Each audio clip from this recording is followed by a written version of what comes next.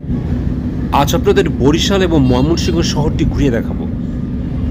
অনেকেরই ধারণা নেই যে বরিশাল শহরটা আসলে অ্যাকচুয়াল কেমন, কিংবা ময়মনসিংহ শহরটা কেমন। তাই দুটো শহর একসাথে আপনাদের দেখাবো। আপনারা যদি ভিডিওটি ভালো করে দেখেন তাহলে পুরো বরিশাল শহরটি দেখতে পারবেন। দেখছেন বরিশাল শহর। এই বরিশাল শহরটি ছোট হলেও খুবই সুন্দর। আর শহরের পাশেই রয়েছে নৌ টার্মিনাল এবং এখানে শিক্ষা প্রতিষ্ঠান আছে, বেশ পুরাতন কয়েকটি শিক্ষা প্রতিষ্ঠান। আপনারা ভিডিওতে শহরের অংশ দেখছেন, যেটি বরিশাল সদর নামে পরিচিত। দেখছেন বরিশাল জেলা স্কুল। এটি একটি পুরাতন প্রতিষ্ঠান। বরিশাল শহরে দেখার মতো বেশ কিছু জায়গা রয়েছে। এর মধ্যে বরিশাল মিয়াবাড়ি জামে মসজিদ, যেটি কয়েকশত বছরের পুরনো। সেই মসজিদ রয়েছে, একটি চার্চ রয়েছে। এছাড়া ব্রজমোহন কলেজ রয়েছে, ব্রজমোহন বিদ্যালয় রয়েছে এবং এছাড়া বরিশাল বিএম কলেজ, এটি নামকরা কলেজ। অর্থাৎ বরিশাল শহর ছোট হলেও এর প্রাচুর্যতা কোনোভাবেই কম নয়। আপনারা বরিশাল বেড়াতে এলে এই শহরটা ঘুরে দেখবেন এবং বরিশাল শহরে একদিনই ঘুরিয়ে দেখা যাবে। এবং বরিশাল যদি থাকতে চান বা বেড়াতে চান তাহলে বরিশালে দুটো ভালো হোটেল রয়েছে। প্রথমটি হলো হোটেল স্যাডোনা এবং দ্বিতীয়টি হলো হোটেল অ্যারিনা। স্যাডোনা এবং অ্যারিনা দুটোই সদরে অবস্থিত।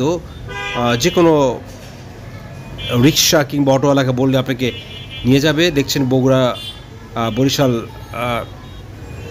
শেখ মুজিব বা বেলস পার্ক বা শেখ মুজিব পার্ক নামে এটি পরিচিত। খুবই সুন্দর একটি লোকেশন। এর উল্টো পাশে রয়েছে শিল্পকলা একাডেমি। এছাড়া রয়েছে এই পার্কের পাশেই রয়েছে একটি শিশুদের জন্য একটি পার্ক রয়েছে। দেখছেন বিবির পুকুর। এই পুকুরটি অনেক বলে ভুল হবে, 200 বছরের প্রাচীন। এর একটি ইতিহাস রয়েছে। আপনারা যারা সদরে যাবেন তারা অবশ্যই এখানে ঘুরতে ভুল করবেন না। এটি মূলত 0 পয়েন্ট হিসেবে গণ্য করা হয়, কারণ এর পাশে অ্যারিনা হোটেল রয়েছে এবং প্রচুর হোটেল রয়েছে পাশে। বিবির পুকুর সবাই চিনে, এক নামে চিনে। এটা ব্রিটিশ আমলে তৈরি এই বিবির পুকুর। বরিশাল শহরে যখন আসবেন তখন অবশ্যই এই বিবির পুকুর দেখবেন। এছাড়া দর্শনীয় আরও সুন্দর সুন্দর জায়গা রয়েছে। আগে বলা হয়েছে ব্রজমোহন কলেজ রয়েছে। বরিশালে বেড়াতে এসে ঐতিহাসিক যে মিয়াবাড়ি মসজিদ রয়েছে সেটি কয়েকশো বছরের পুরাতন জিনিস জানার আগ্রহ যদি আপনার থেকে থাকে এবং বাংলাদেশের প্রত্নতাত্ত্বিক সম্বন্ধে যদি ধারণা পেতে চান তাহলে অবশ্যই বরিশালে মিয়াবাড়ি মসজিদ দেখবেন। ভিডিওতে দেখা যাচ্ছে দূর থেকে মিয়াবাড়ি মসজিদ। এটি কয়েকশত বছরের পুরনো মসজিদ এবং এর নির্মাণ শৈলী আপনার ভালো লাগবে। এই মসজিদটি যে কয়েকশো বছর পূর্বে এত সুন্দরভাবে তৈরি করা হয়েছে না দেখলে আপনি বুঝতে পারবেন না। যদিও এটা সদর থেকে একটু দূরে, আপনি সিএনজি বা অটোতে আপনি যেতে পারবেন।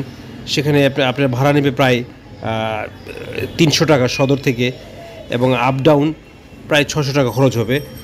অর্থাৎ আপনার ভিডিওতে মিয়াবাড়ি দেখছেন, মিয়াবাড়ি মসজিদ পাশেই, এবং মসজিদের পাশেই রয়েছে একটি বিস্তীর্ণ মাঠের পাশে একটা দিঘি রয়েছে।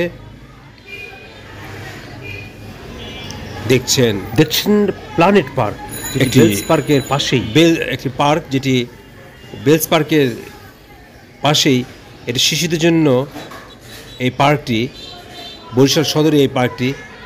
আপনারা বেড়াতে এলে এই প্ল্যানেট পার্ক অবশ্যই দেখবেন। এই প্ল্যানেট পার্ক শিশুদের জন্য নির্মিত হয়েছে, যেটি বরিশাল সদরে অবস্থিত। প্ল্যানেট পার্ক, বাংলা একাডেমি এবং Bells Park Sheikh Mujib Park নামে পরিচিত। এই 3টি পার্ক একই সাথে পাশাপাশি রাস্তা। আপনারা বেলস পার্কের পাশ দিয়ে আমরা যাচ্ছি। অ্যারিনা প্ল্যানেট পার্ক অতিক্রম করে এই রাস্তার আশেপাশেই বা সার্কিট হাউস রয়েছে, এবং বলতে পারেন এই রাস্তাটি বরিশাল সদরের সবচেয়ে ভালো রাস্তা। আপনারা ভিডিওতে সেই বেলস পার্ক সড়ক দেখছেন, যেটি শেখ মুজিবুর পার্ক নামেও পরিচিত।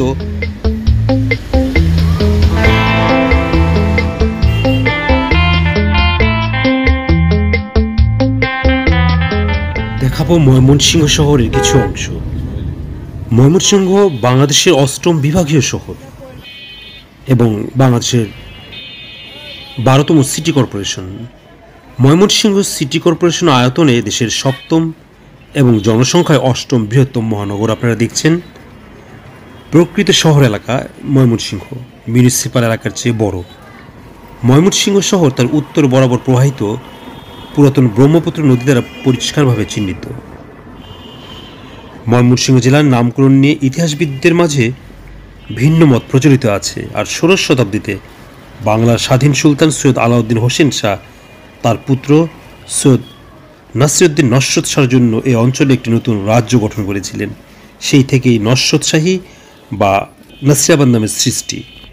মুসলিম যুগের উৎস হিসেবে নাসিরাবাদ নামটিও আজ শিক্ষা প্রতিষ্ঠান ছাড়া আর কোথাও উল্লেখ করা হচ্ছে না। 1779-তে প্রকাশিত রেনলের ম্যাপে ময়মনসিংহ নামটি বর্তমান ময়মনসিংহ অঞ্চলকে নির্দেশ করে।